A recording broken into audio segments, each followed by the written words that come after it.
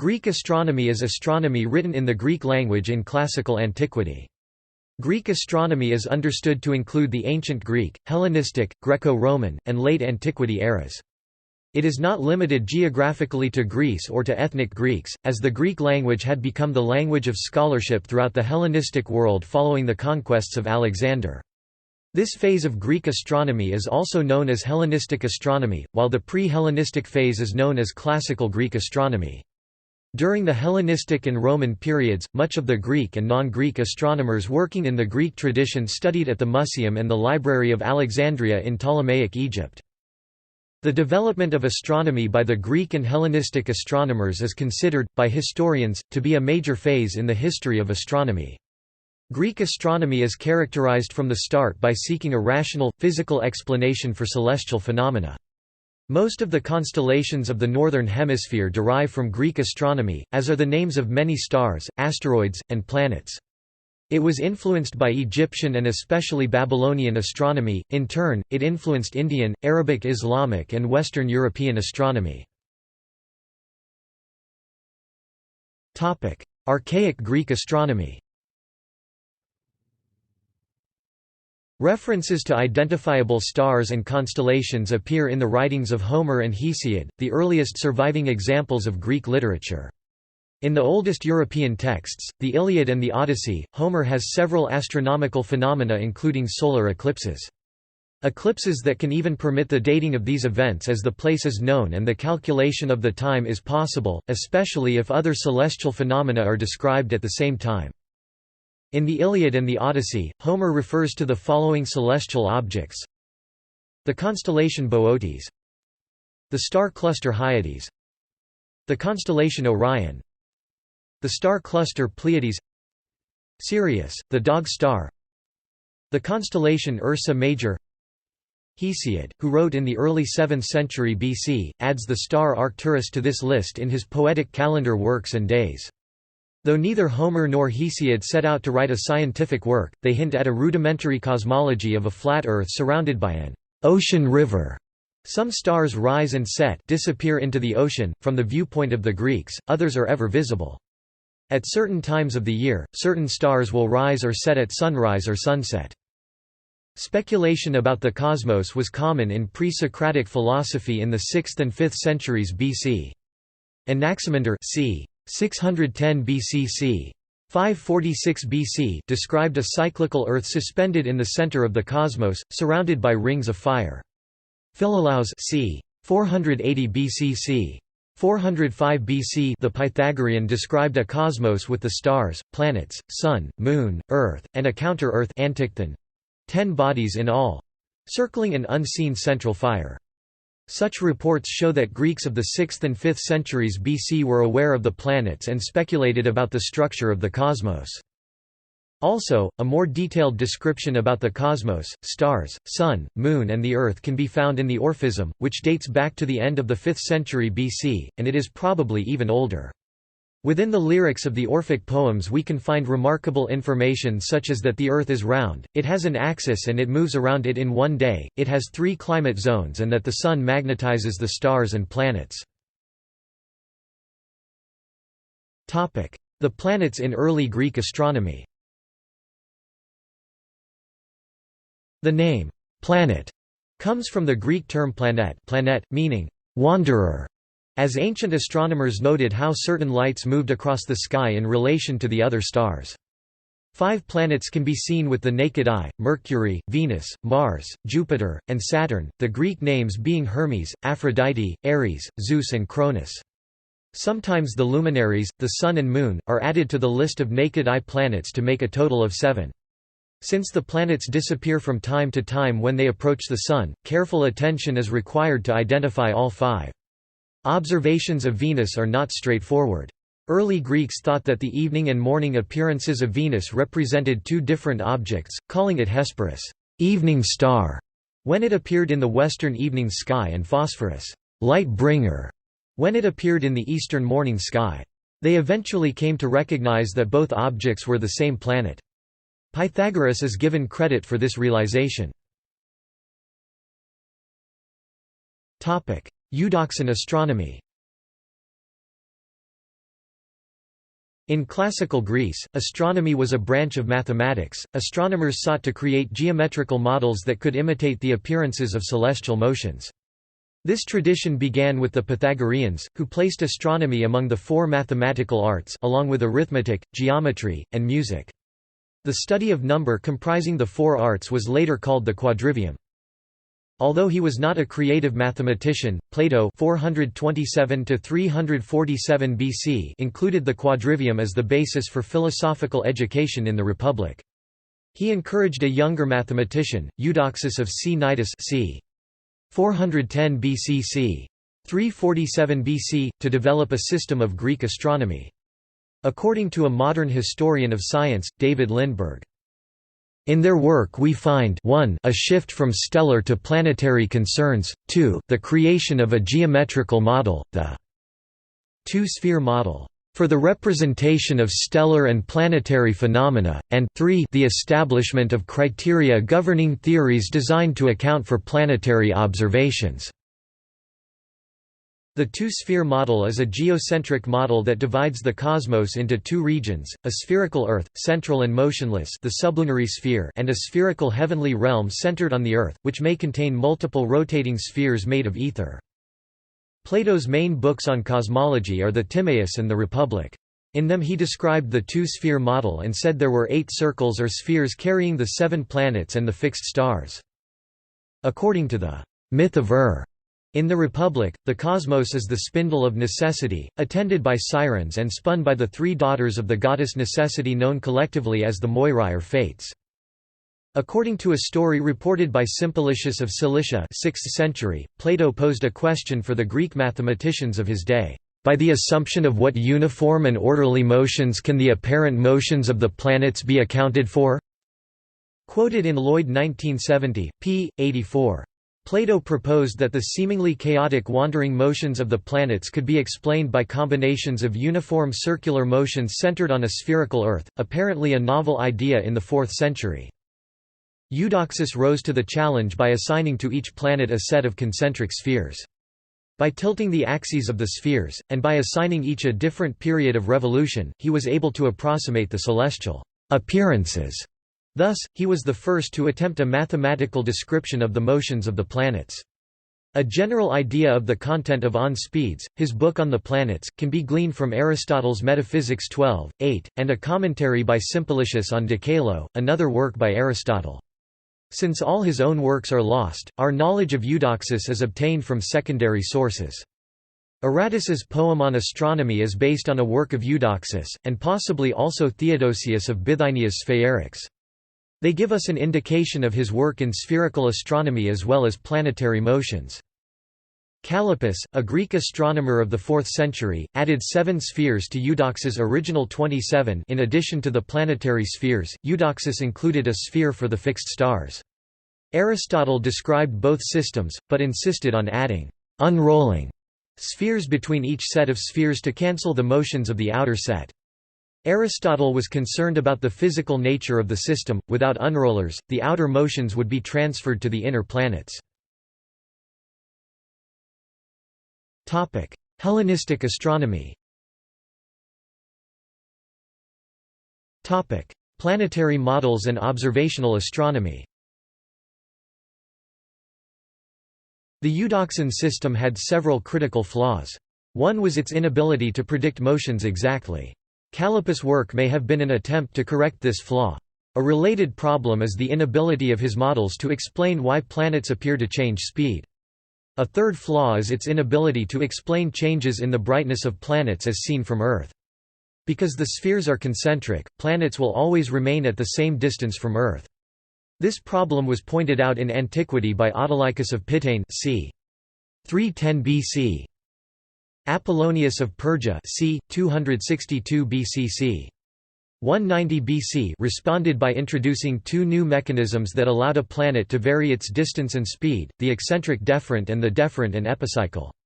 The deferent is a circle carrying the planet around the Earth. The word deferent comes from the Greek phero, to carry, and Latin fero, fere, meaning to carry. An eccentric deferent is slightly off-center from Earth. In a deferent and epicycle model, the deferent carries a small circle, the epicycle, which carries the planet. The deferent and epicycle model can mimic the eccentric model, as shown by Apollonius' theorem. It can also explain retrogradation, which happens when planets appear to reverse their motion through the zodiac for a short time.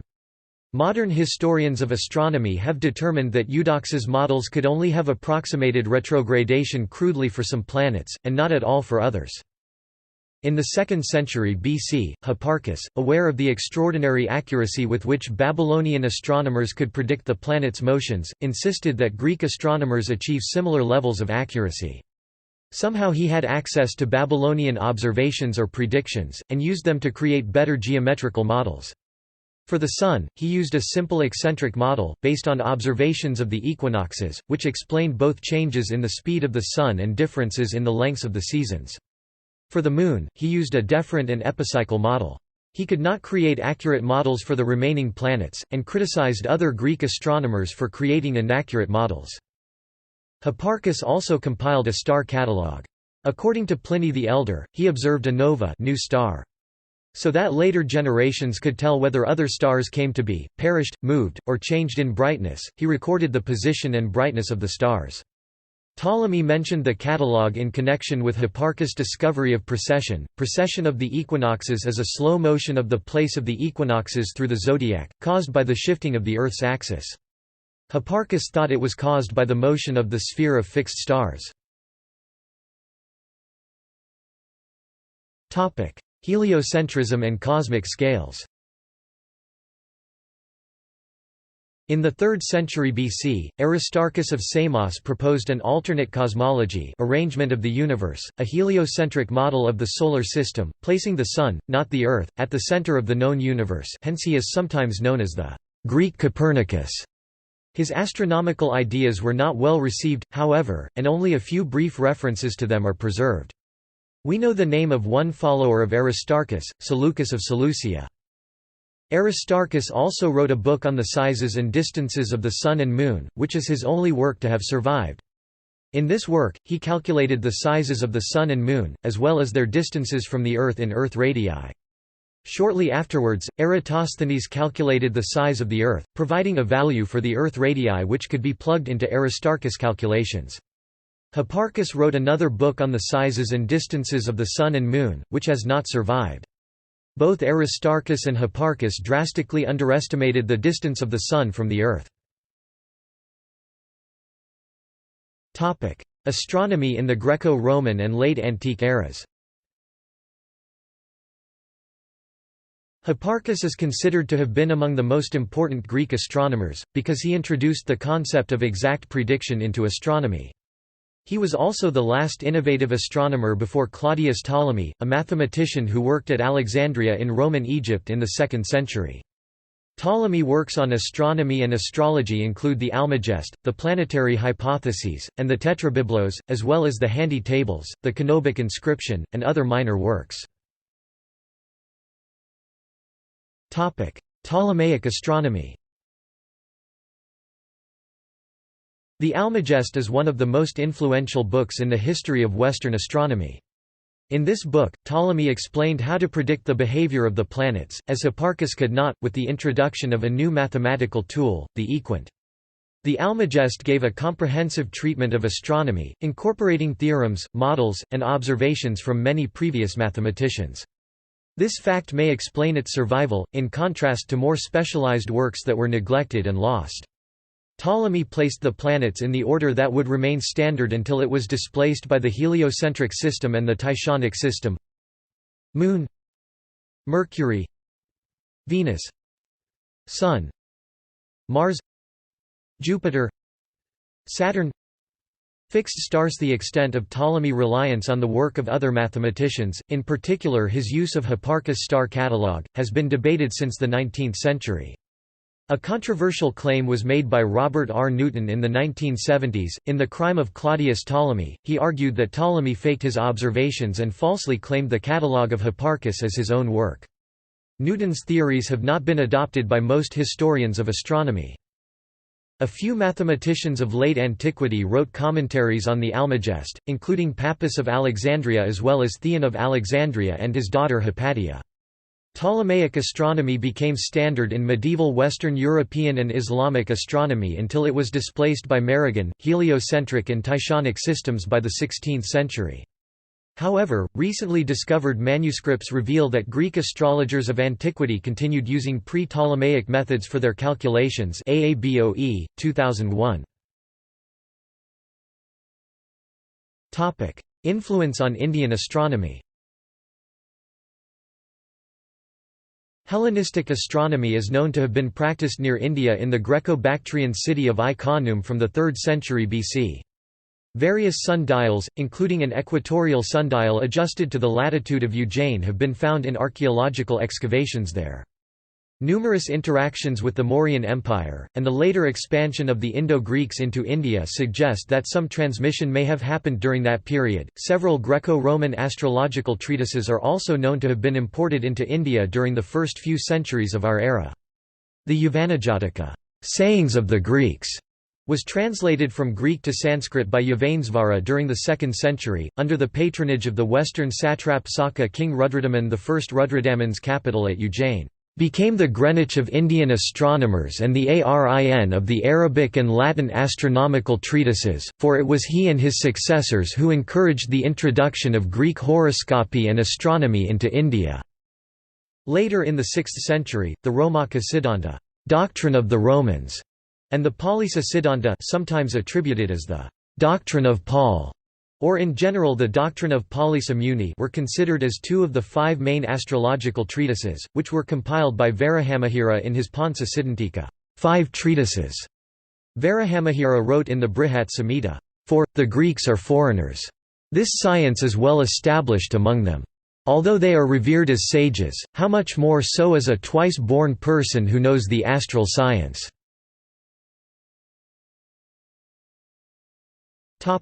Sources for Greek astronomy. Many Greek astronomical texts are known only by name, and perhaps by a description or quotations.